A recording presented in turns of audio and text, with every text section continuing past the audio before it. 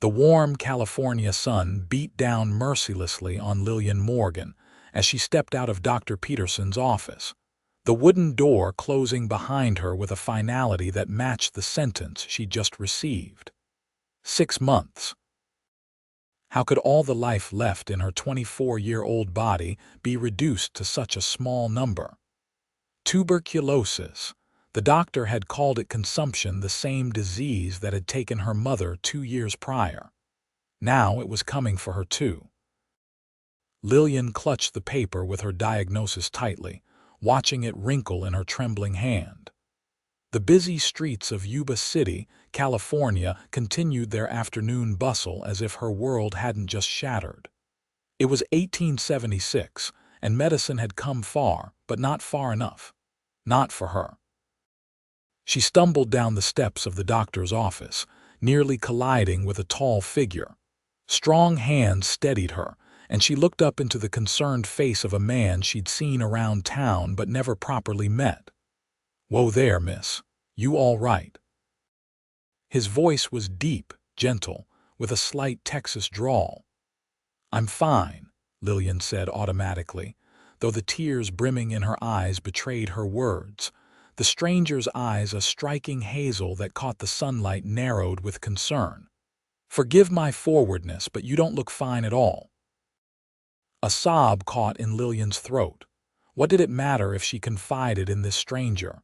In 6 months, she'd be nothing but a memory anyway. "The doctor gave me 6 months to live," she whispered. The man's expression shifted from concern to something unreadable. He removed his hat, a well-worn Stetson that had seen many trails revealing thick brown hair. For a long moment he said nothing, and Lillian prepared for the awkward condolences that would surely follow. Instead, he surprised her. "Then I'll make every day count," he said with quiet determination.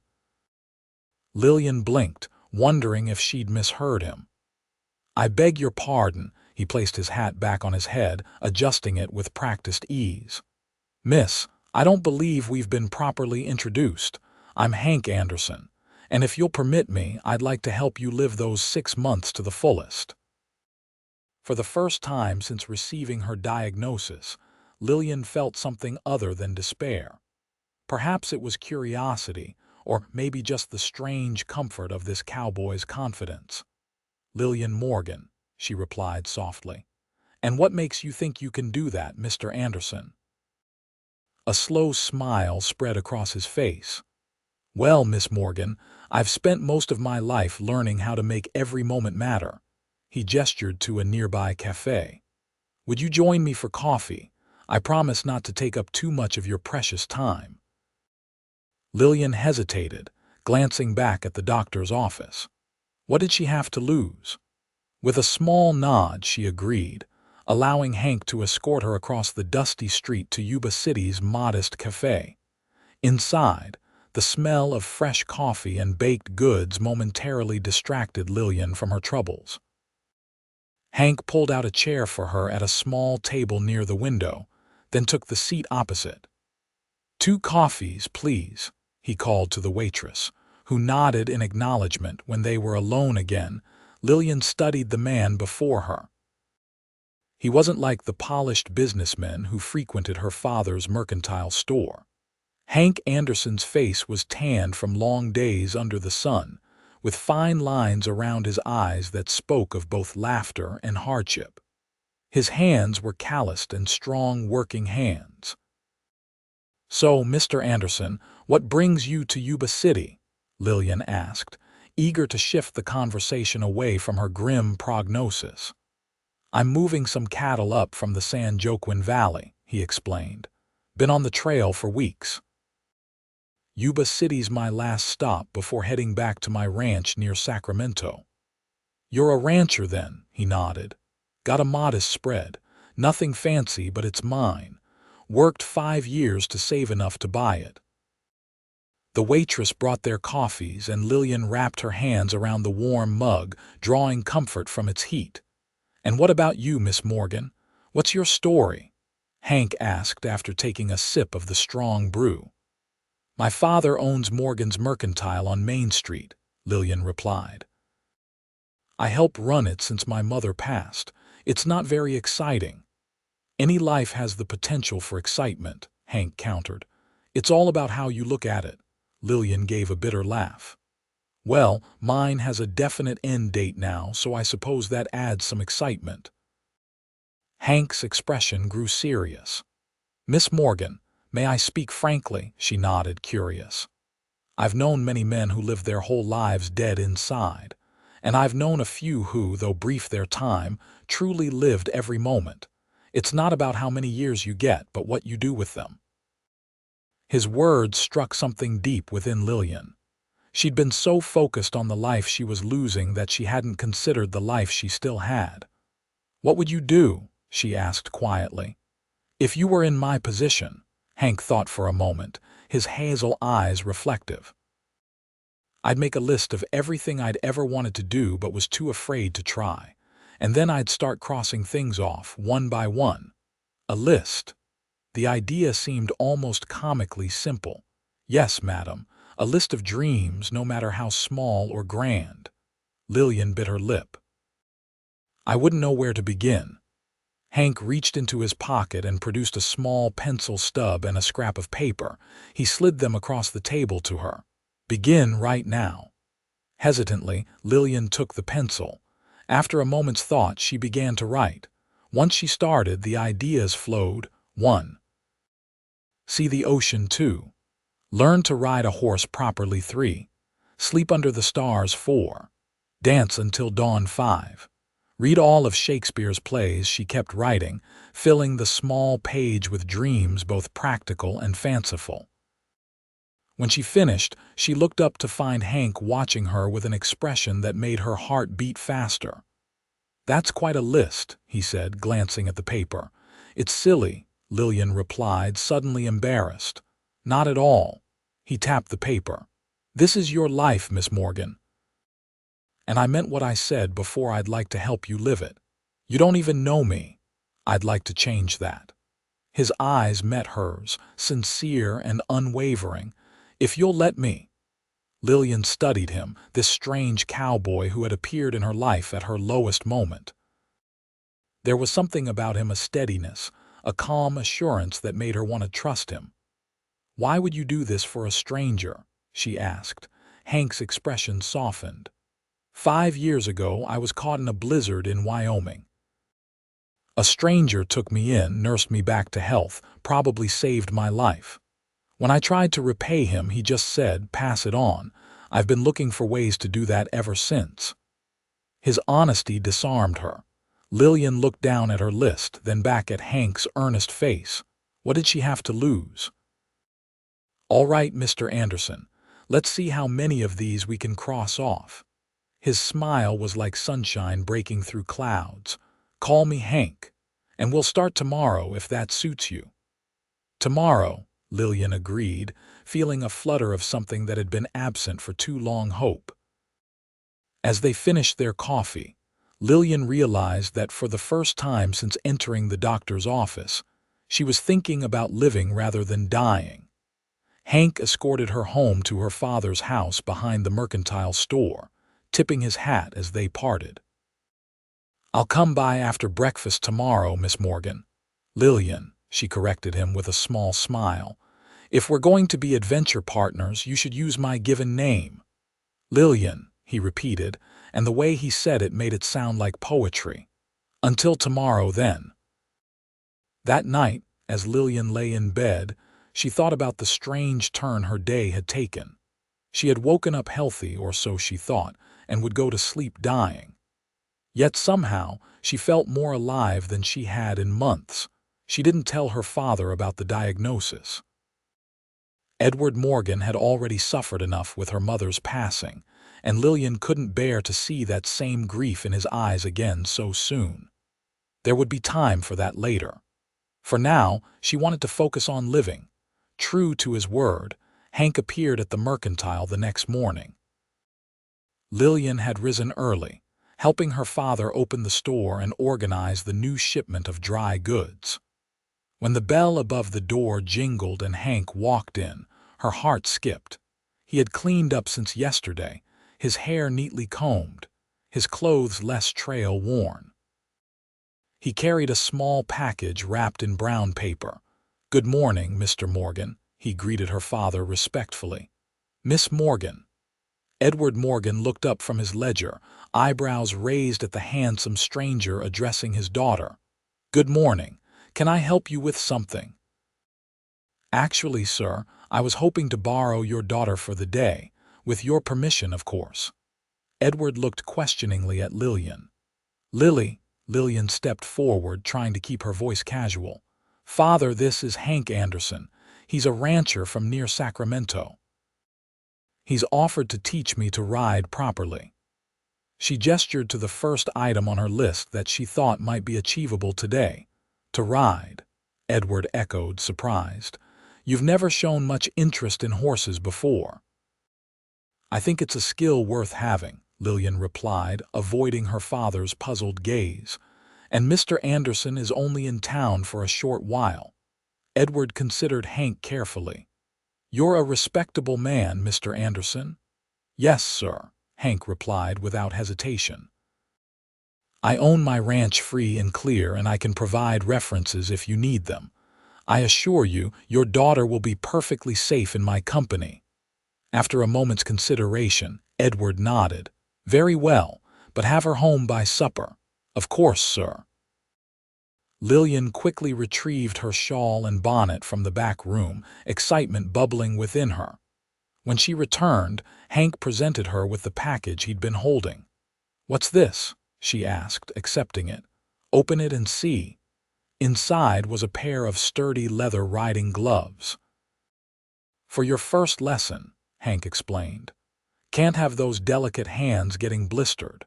The thoughtfulness of the gift touched Lillian deeply. "Thank you."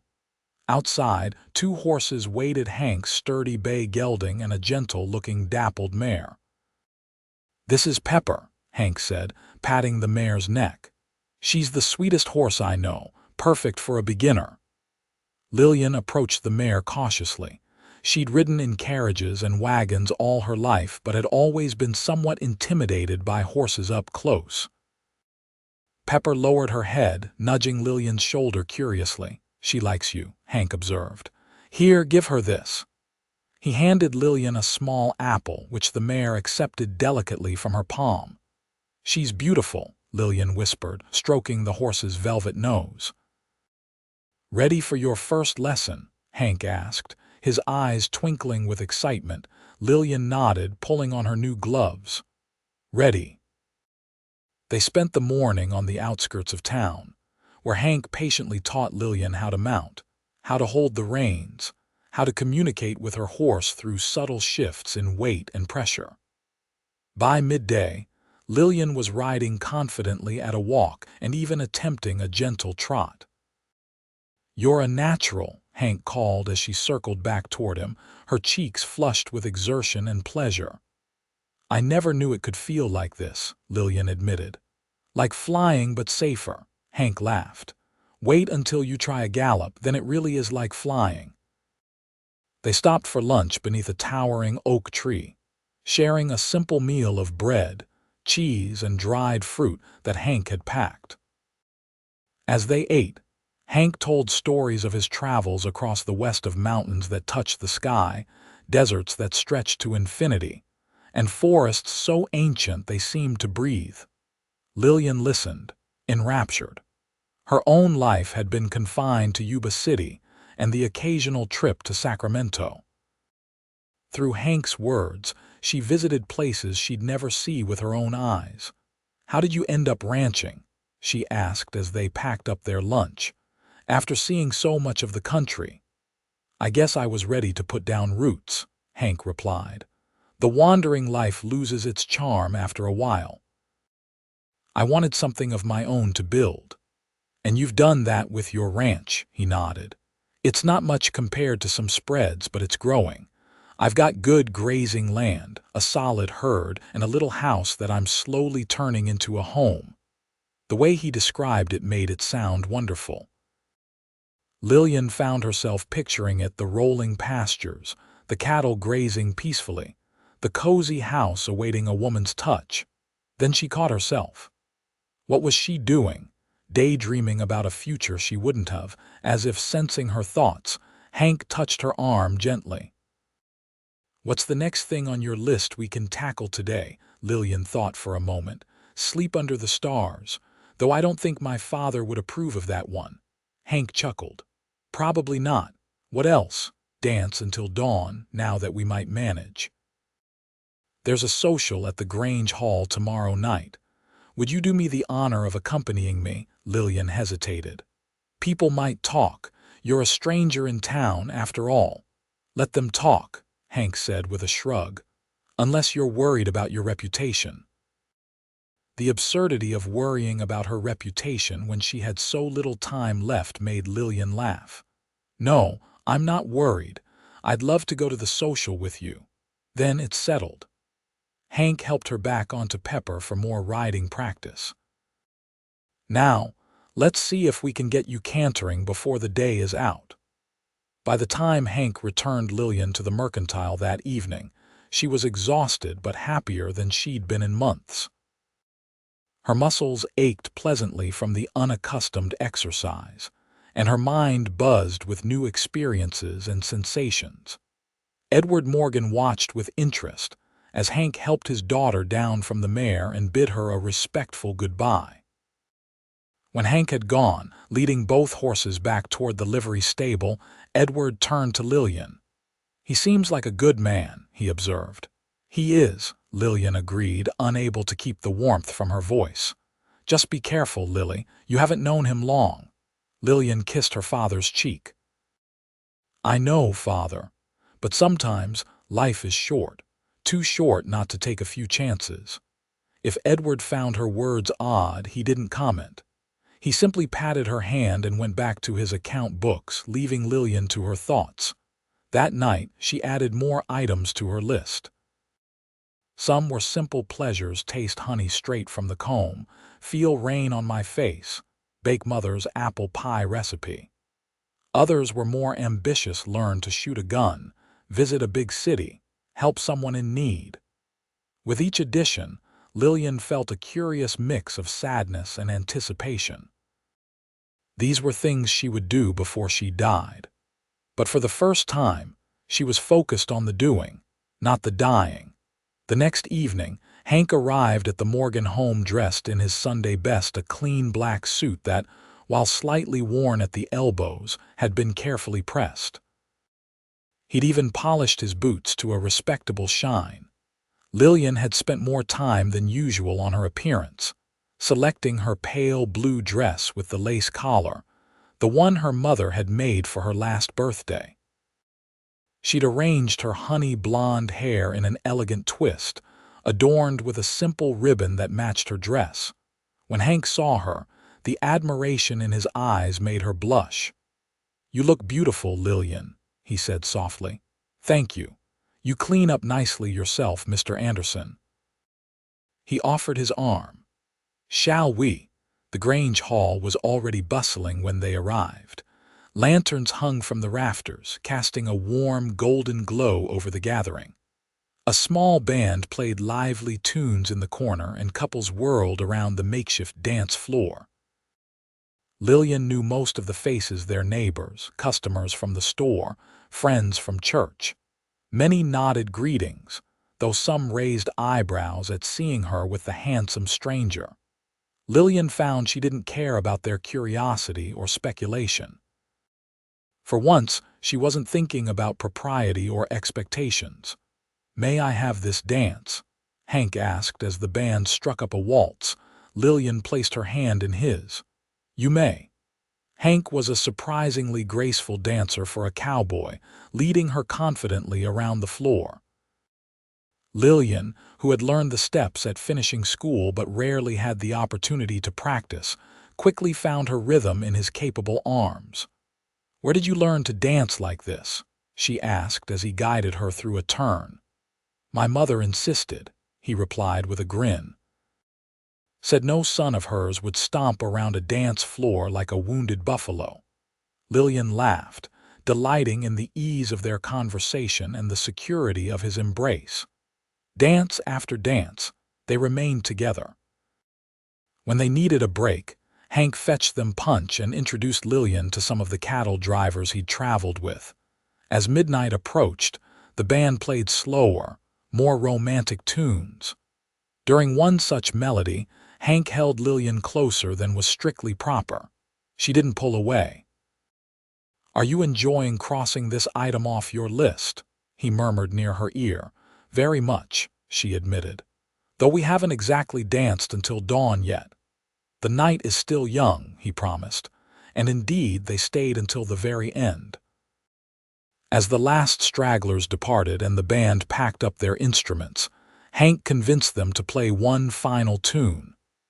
In the near-empty hall, with just a fiddle and guitar accompanying them, Hank and Lillian shared a dance that felt intimate and magical. When they finally left, the eastern sky was just beginning to lighten. Hank walked Lillian home through the quiet streets, their footsteps echoing in the pre-dawn stillness. "Thank you," Lillian said as they reached her door. "I can officially cross dance until dawn off my list." Hank smiled, but there was a hint of sadness in his eyes. "Which item shall we tackle next?" Lillian thought of her list, growing longer each day. "Surprise me." He took her hand, pressing a gentle kiss to her knuckles. "Until tomorrow, then." As Lillian watched him walk away, she felt a tightening in her chest that had nothing to do with her illness. In just 2 days, Hank Anderson had become important to her in ways she hadn't expected. She wondered if it was wise to let herself care for someone when she had so little time left. But then, wasn't that exactly what living fully meant? Opening her heart, even knowing it would eventually break over the next 2 weeks, Hank became a fixture in Lillian's life. Each day brought a new adventure as they methodically worked through her list. He taught her to fish in the Feather River, showed her how to shoot a revolver at tin cans lined up on a fence post, and introduced her to the joys of wild strawberries picked fresh from sunny hillsides. Some items required more planning. When Lillian mentioned wanting to see the ocean, Hank arranged a 3-day trip to San Francisco. With Edward Morgan's reluctant permission, secured after Hank promised they would stay with his respectable aunt who lived in the city, they made the journey by stagecoach. San Francisco was everything Lillian had imagined and more bustling, vibrant, filled with sights and sounds and smells she'd never encountered. They visited busy markets, watched ships come and go in the harbor, and ate exotic foods from far-off lands. But the highlight was their visit to the beach, where Lillian stood transfixed before the vast Pacific Ocean. "It's endless," she whispered, the salt wind tangling her hair, "like it goes on forever." Hank stood beside her, watching her face rather than the view. "How does it feel to see it?" "Small," Lillian admitted, "but in a good way. Like my problems aren't so big after all." She removed her shoes and stockings, hiking up her skirts to wade into the chilly water. The sensation of sand between her toes, of waves lapping around her ankles, was exhilarating. Lillian laughed with pure joy, spinning in circles as the water splashed around her. Hank joined her, his own boots and socks discarded on the shore. They chased waves together like children, heedless of their wet clothes or the curious glances of passers-by. When Lillian finally collapsed, breathless with laughter, onto the dry sand, Hank sat beside her. "I've never seen the ocean look so beautiful," he said softly. "And I've seen it many times."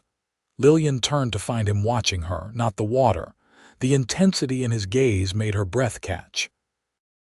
Slowly, giving her time to pull away if she wished, Hank leaned closer. His lips met hers in a gentle, questioning kiss.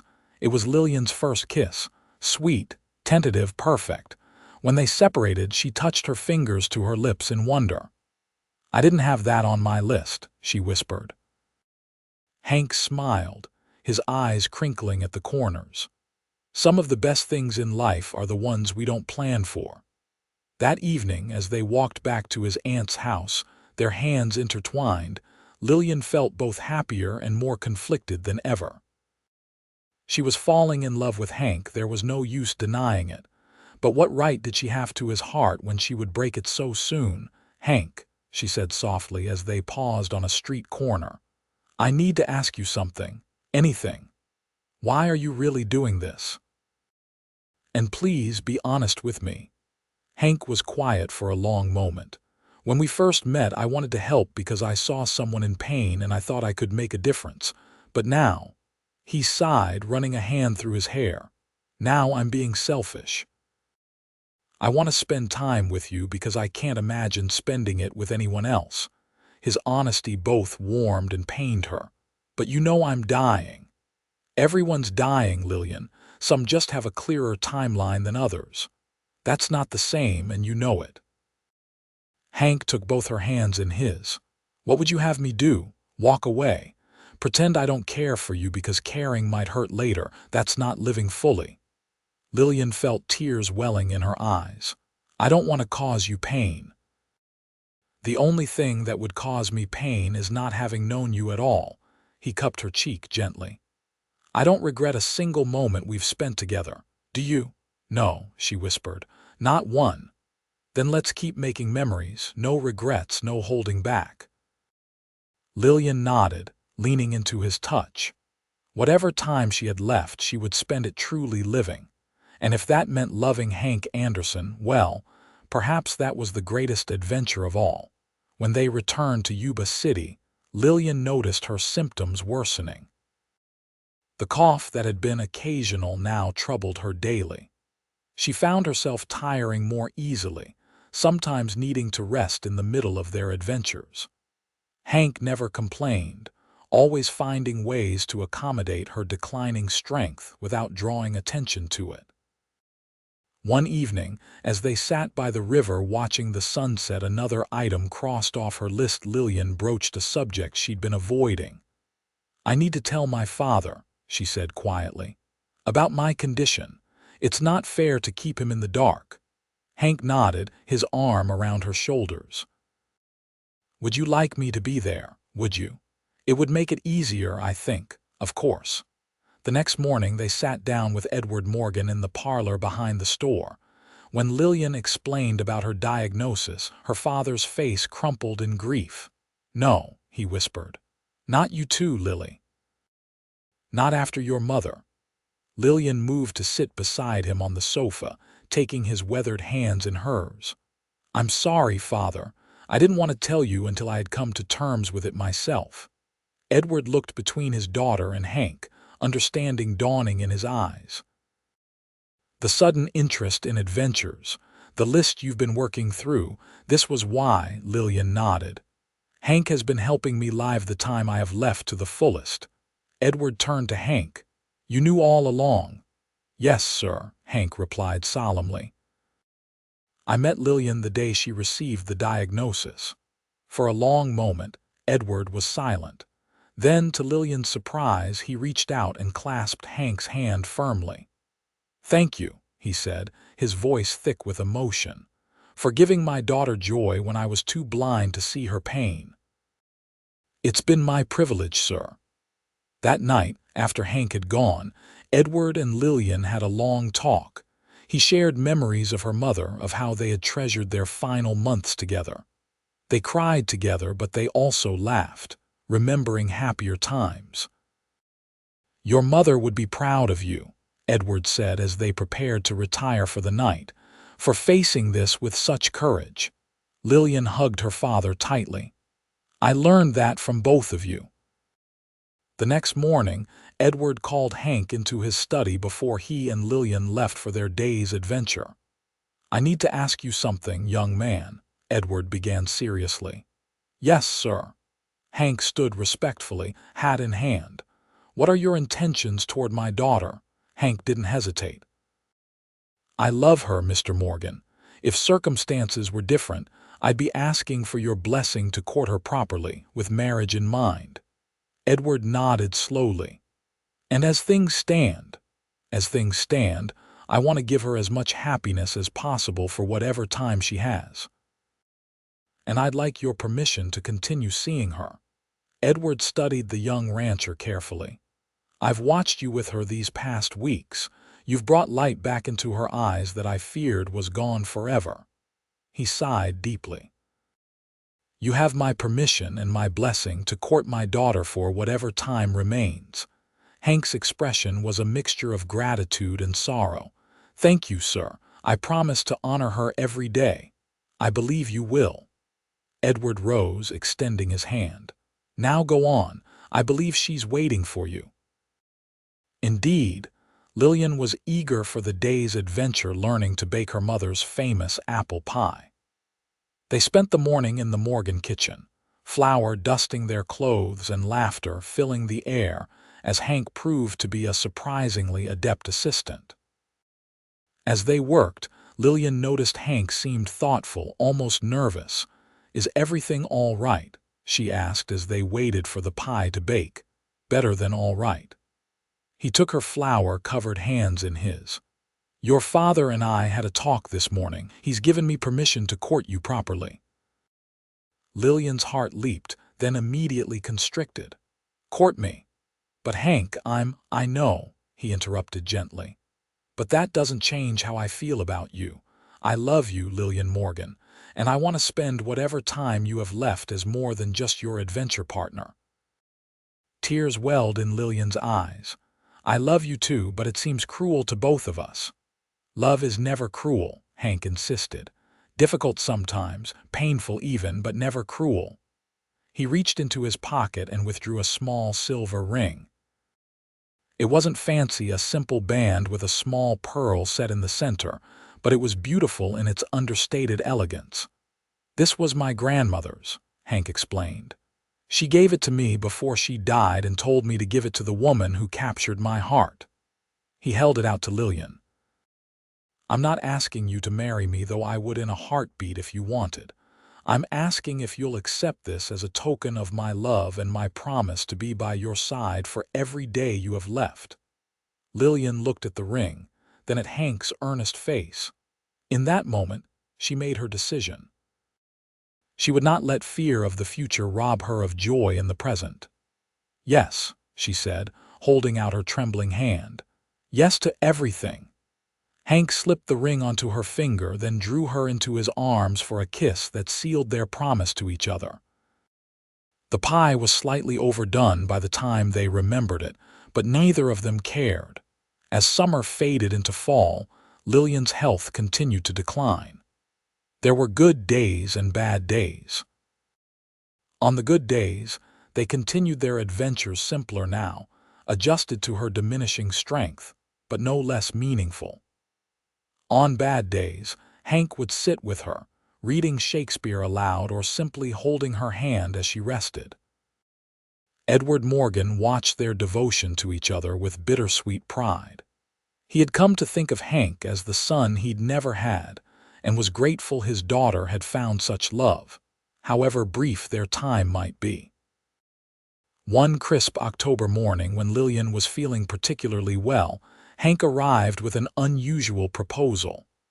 "I'd like to take you to my ranch," he said as they sat in the Morgan parlor. "If you're feeling up to the journey." Lillian's eyes brightened. "Your ranch, near Sacramento?" "Yes." "It's about a day's journey by wagon. I've fixed up a comfortable bed in the back so you can rest along the way." He looked to Edward. "With your permission, of course, Mr. Morgan." Edward hesitated. "Her health, Hank." "I'll take every precaution," Hank promised. "And Dr. Peterson has agreed to give me instructions for her care." "I want to go, Father," Lillian said, her voice stronger than it had been in days. "I want to see where Hank lives, the place he's built." Edward couldn't refuse the pleading in his daughter's eyes. "Very well. But I'll be sending along plenty of blankets and my own remedies as well." 2 days later, they set out at dawn in Hank's wagon, which he had indeed transformed into a comfortable traveling bed. Lillian was bundled against the autumn chill, with Hank's strong arm around her shoulders as he handled the reins with his free hand. The journey took them through rolling hills and valleys painted in the golds and reds of fall. They stopped frequently for Lillian to rest, and Hank prepared simple meals over small campfires that warmed both body and spirit. As the sun was beginning to set, they crested a final hill, and Hank reined the horses to a stop. "There it is," he said softly. "Home." Below them stretched a peaceful valley. A modest but well-built house stood near a clear stream, surrounded by fenced pastures where cattle grazed. A small barn and stable completed the picture. It wasn't grand, but it was neat and well-tended, with smoke curling invitingly from the chimney. "Who's there if you're here?" Lillian asked, noting the smoke. "My foreman, Miguel, and his wife, Elena. I sent word ahead that we were coming. Elena will have supper waiting." As they approached, Lillian saw that flower beds had been planted around the house, and a porch swing hung from the eaves of the front porch. It was exactly as she had imagined from Hank's descriptions, a true home, not just a house. Miguel and Elena, a kind-faced couple in their 40s, welcomed them warmly. Elena had indeed prepared a delicious meal, which they ate by lamplight in Hank's comfortable kitchen. Afterward, Elena showed Lillian to a bedroom that had been prepared for her, with fresh linens and wildflowers in a vase by the bedside. "You rest now, señorita," Elena said kindly. "Tomorrow, when you are stronger, we will show you everything." Exhausted from the journey but happy, Lillian fell asleep breathing in the scent of the wildflowers and the clean country air. The next morning, she awoke feeling surprisingly refreshed. Hank knocked gently on her door, bringing a breakfast tray prepared by Elena. "How are you feeling?" he asked, setting the tray across her lap. "Better than I expected," Lillian replied truthfully. "The air here seems to agree with me." After breakfast, Hank helped her dress and took her on a slow tour of the ranch. He showed her the vegetable garden behind the house, the chicken coop where fresh eggs were collected each morning, and the corral where his best horses were kept. Pepper, the mare Lillian had learned to ride on, nickered in recognition when they approached. "She remembers you," Hank said, smiling as Lillian reached out to stroke the horse's nose. They sat on a bench beneath an ancient oak tree, watching the ranch hands work with the cattle in the distance. Hank pointed out various features of the land, speaking with pride of his plans for expansion and improvement. "You've built something wonderful here," Lillian said, leaning against his shoulder. "It's missing something, though," Hank replied quietly. "What?" He turned to face her, taking both her hands in his. "You, Lillian, it's missing you." Her heart ached at the impossibility of it. "Hank, marry me," he said suddenly. "Here now, while there's still time." Lillian stared at him in shock. "But I'm dying." "All the more reason not to waste another day." He knelt before her, still holding her hands. "I love you, Lillian Morgan. I want to be your husband for whatever time we have. Will you be my wife?" Tears filled Lillian's eyes. "It would only bring you pain." "No," Hank insisted. "It would bring me joy first, and the pain would be worth it. Besides," he added with a small smile, "isn't getting married on your list?" Lillian laughed through her tears. "Actually, it wasn't. I never thought it would be possible." "Then add it," he urged, "and let's cross it off together." Looking into his hopeful face, Lillian found she couldn't refuse. Despite everything, her illness, the short time they'd known each other, the inevitable heartbreak that awaited, she wanted this. She wanted him. "Yes," she whispered. "Yes, I'll marry you." The joy that transformed Hank's face was worth any future pain. He swept her into his arms, kissing her with such tenderness that Lillian forgot, for a moment, about her illness and the shadow it cast over their happiness. They were married 3 days later in the small church in the nearest town. Miguel stood as Hank's best man, and Elena, who had quickly grown fond of Lillian, served as her matron of honor. Edward Morgan, summoned by urgent telegram, arrived just in time to walk his daughter down the aisle. Lillian wore a simple white dress that Alina and the ranch cook's wife had altered from one of Alina's niece's gowns. Her hair was adorned with wildflowers, and she carried a bouquet of the same blooms. Despite her illness, she had never looked more beautiful. The ceremony was brief but heartfelt. When the minister pronounced them husband and wife, Hank kissed Lillian with a promise of devotion that moved everyone present to tears. The small wedding party returned to the ranch for a celebration prepared by Alina and the neighboring women. There was music, dancing. Though Lillian could only manage one slow dance in her husband's arms, and a feast that showcased the bounty of the ranch and the surrounding community. As the sun set, casting golden light across the valley, Hank and Lillian slipped away from the festivities to share a quiet moment on the porch swing. "Are you happy, Mrs. Anderson?" Hank asked, his arm around her shoulders. Lillian looked up at him, her heart so full it seemed impossible it could be failing. "Happier than I ever thought possible." That night they became truly husband and wife, their love expressed in gentle touches and whispered devotion. For those precious hours, Lillian's illness seemed distant, unable to touch the cocoon of love they had created. The following days established a new routine. Edward Morgan returned to Yuba City with the promise to visit often and to close the store temporarily when the time came. Alina took charge of the household, insisting that Lillian rest and conserve her strength. Hank divided his time between his ranch duties and being with his wife, never straying far from the house in case she needed him. Lillian found unexpected joy in her new role as mistress of the ranch. On her good days, she would help Alina in the kitchen or sit on the porch, mending clothes and watching the ranch activities. She began keeping a journal, recording her thoughts and experiences, a legacy of sorts for Hank to have after she was gone. November arrived with cooler temperatures and occasional rain. Lillian's cough worsened, and she began having more bad days than good. Dr. Mercer from the nearby town visited regularly, providing what comfort he could. Though he confirmed what they already knew, there was nothing to be done except make her comfortable. On a particularly difficult night, when pain kept Lillian awake despite the laudanum doctor Mercer had prescribed, Hank held her in his arms, whispering stories of the places they would have visited together if time had permitted. "The Grand Canyon," he murmured, stroking her hair. "It's like God took a giant knife and sliced open the earth to show us all the colors hidden inside." And Yellowstone, with hot springs that bubble up like pots on a stove and geysers that shoot water higher than any church steeple. Lillian closed her eyes, letting his words paint pictures in her mind.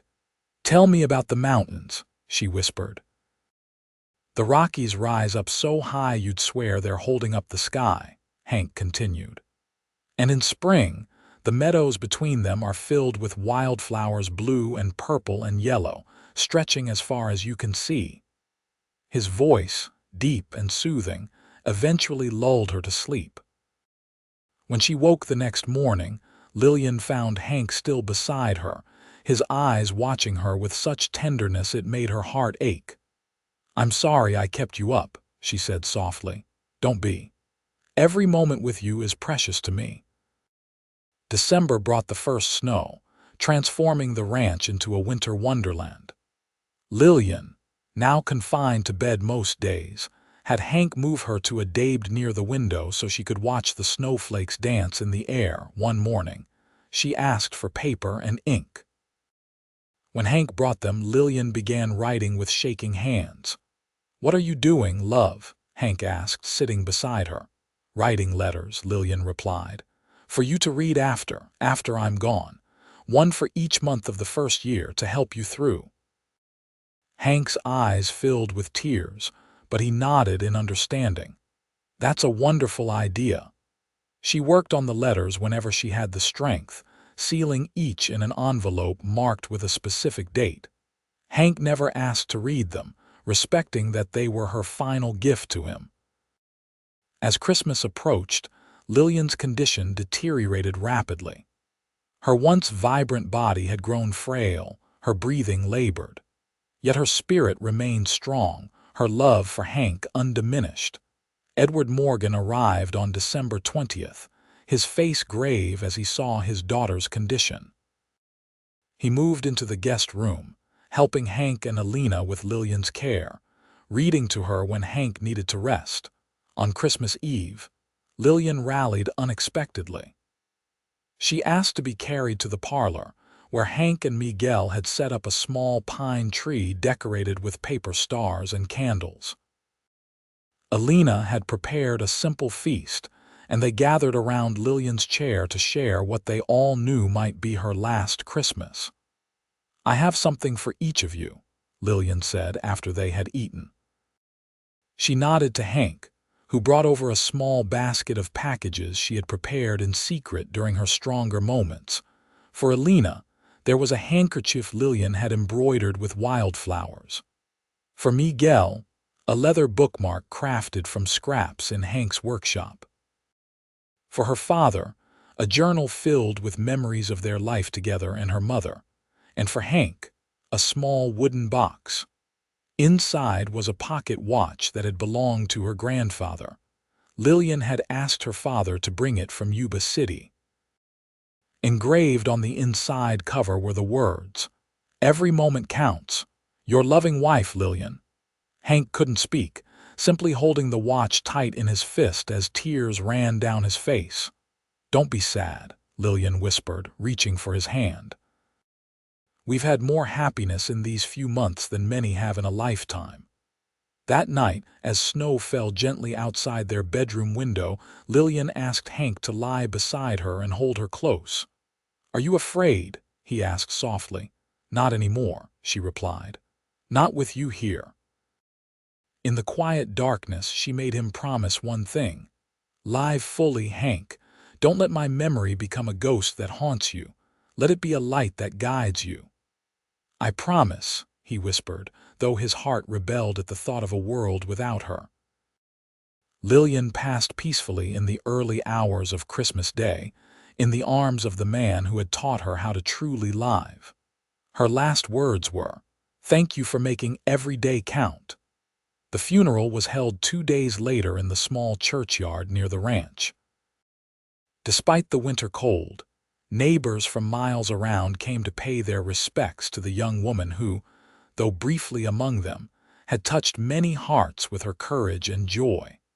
Hank stood strong through the service, supported by Edward Morgan on one side and Miguel on the other. It wasn't until he was alone that night, in the bedroom they had shared, that he finally broke down, clutching Lillian's pillow to his chest as sobs tore through him.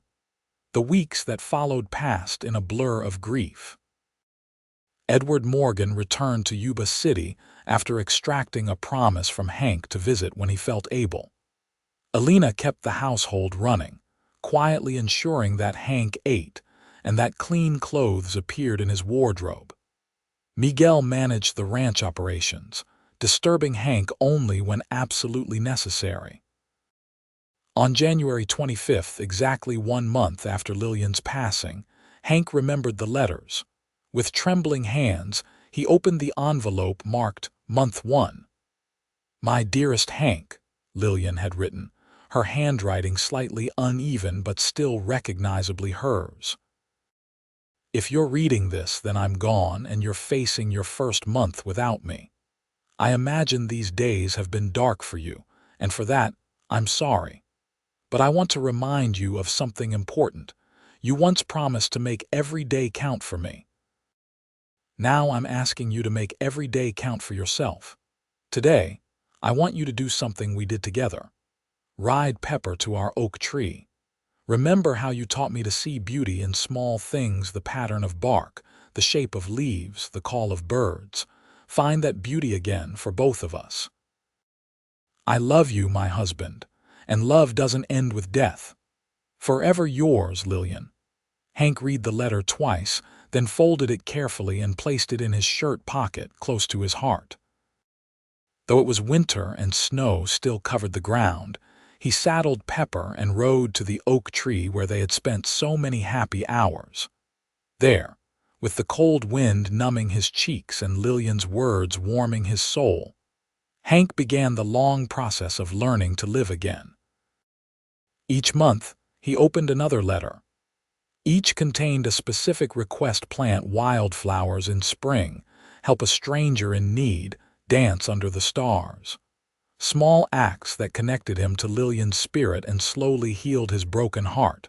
By summer, Hank had established a new routine. He worked hard during the day, expanding the ranch operations as he and Lillian had once planned together. In the evenings, he would sit on the porch swing, reading Shakespeare aloud as if she could still hear him.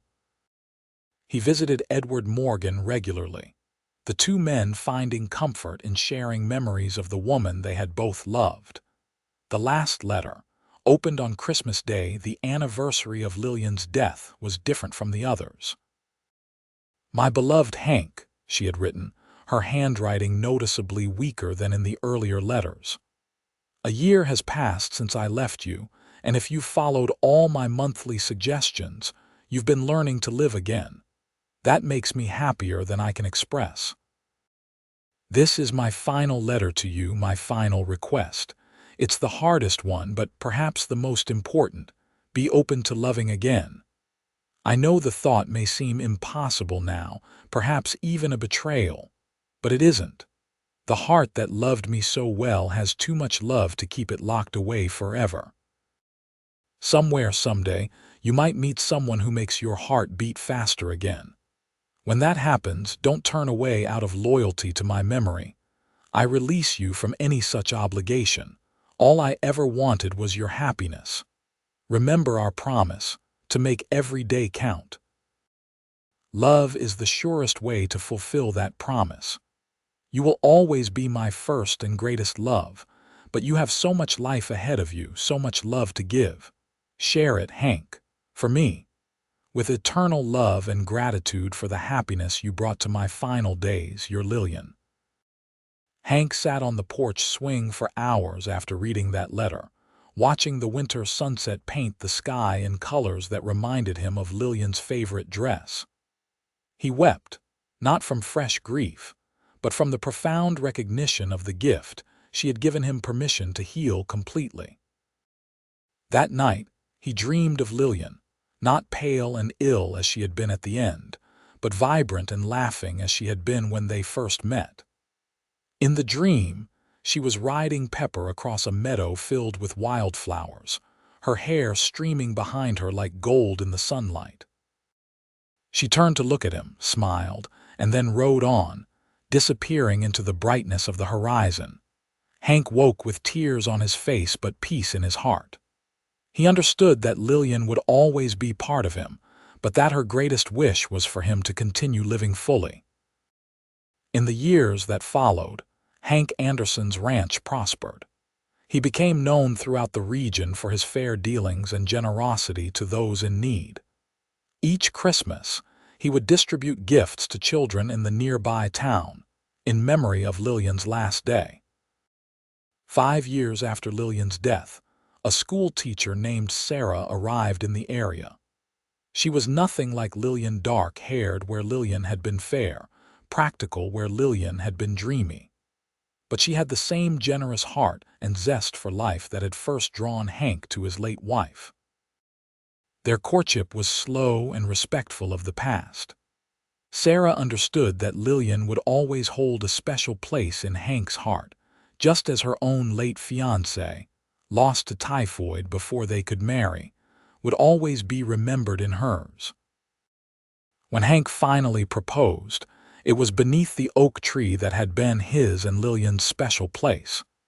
He showed Sarah the worn list of dreams that had begun his journey with Lillian, explaining how it had taught him to live each day fully. "She sounds like a remarkable woman," Sarah said softly. "I wish I could have known her." "In a way you will," Hank replied, "through me and through this place that she loved." They were married in the spring, with Edward Morgan giving a blessing at the ceremony. The old merchant had become like a second father to Hank and welcomed Sarah with open arms, grateful that his son-in-law had found happiness again. On their wedding night, as Sarah slept peacefully beside him, Hank took out Lillian's final letter and read it one more time. Then he carefully placed it, along with all the others, in a cedar box that he kept on his bedside table. The pocket watch she had given him still kept perfect time in his vest pocket. "I'm keeping my promise, Lillian," he whispered to the quiet room. "Every day counts." And in the gentle breeze that stirred the curtains, he could almost hear her reply, "That's all I ever wanted." In the decades that followed, Hank and Sarah raised 3 children, 2 sons and a daughter whom they named Lillian, with Edward Morgan's blessing. The ranch grew into one of the most prosperous in Northern California, known for its progressive practices and the fairness with which workers were treated.